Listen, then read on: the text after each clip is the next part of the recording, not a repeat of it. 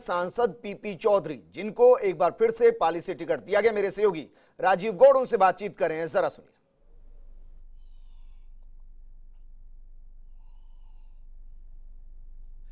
देश के प्रधानमंत्री नरेंद्र मोदी के मंत्रिमंडल में शामिल केंद्रीय विधि और न्याय मंत्री पीपी चौधरी को दूसरी बार पाली से मौका दिया गया है।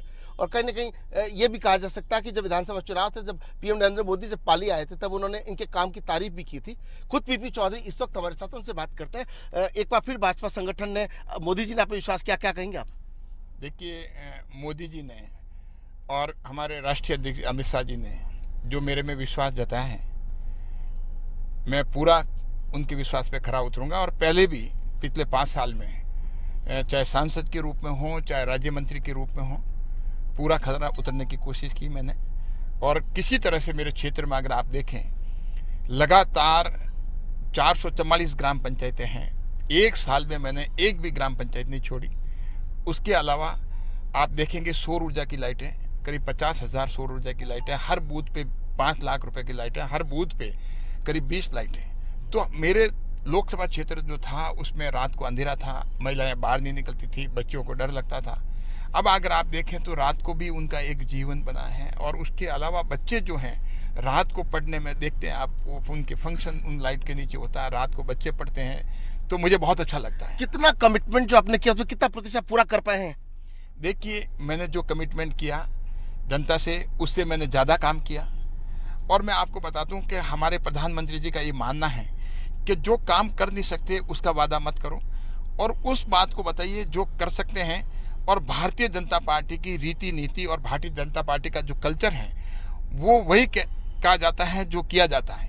अब आप देखिए, कांग्रेस में 30 सालों में ऐसे कई रेलवे के प्रोजेक्ट थे, करीब 1500 प्रोजेक्ट ऐसे हैं जो कि करीब 10 लाख करोड़ के रुपए के प्रोजेक्ट जो पेंडिंग रहे।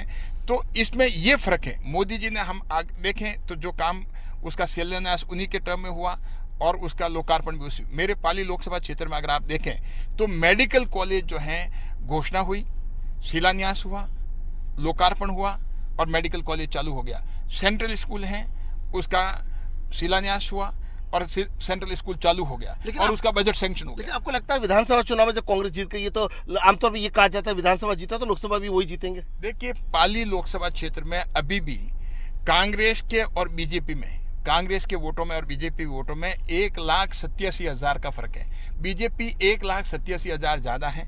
हमारे कांग्रेस की सिर्फ 2 सीटें आई है पाली लोकसभा क्षेत्र में, और एक हमारे बीजेपी की 4 आई, एक निर्दलीय आया, एक दूसरी पार्टी का। तो कुल मिलाकर के कांग्रेस जो है पाली में कमजोर है। पाली संसदीय क्षेत्र भाजपा का बहुत बड़ा और मजबूत गढ़ है, और पाली संसदीय क्षेत्र पूरा भाजपा में हुआ है।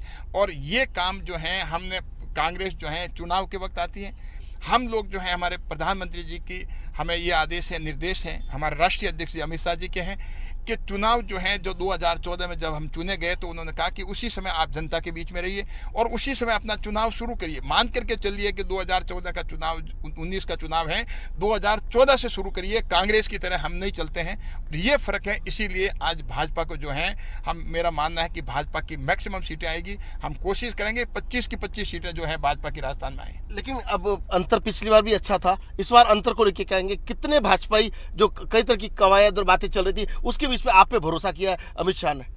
देखिए, भरोसा किया, मैं आपको बता दूं, जैसे मैंने आपको बताया, बिल्कुल उन्होंने भरोसा किया। मैं उनके भरोसे पे बिल्कुल खरा उतरूंगा, क्योंकि उनको लगा मैंने पिछले 5 साल में जनता के बीच में रह के काम किया। उनका जो टिकट देने का आधार है भाजपा का, कोई भाई भतीजावाद के आधार पे नहीं है, चाहे कितना भी नजदीक हो, उनके परिवार के हो, कुछ भी हो। लेकिन अगर सर्वे की रिपोर्ट है, अगर जीता हुआ कैंडिडेट नहीं है, सर्वे ठीक नहीं है, उसका कामकाज पिछले 5 साल में ठीक नहीं रहा है, तो उसको टिकट नहीं मिलता है।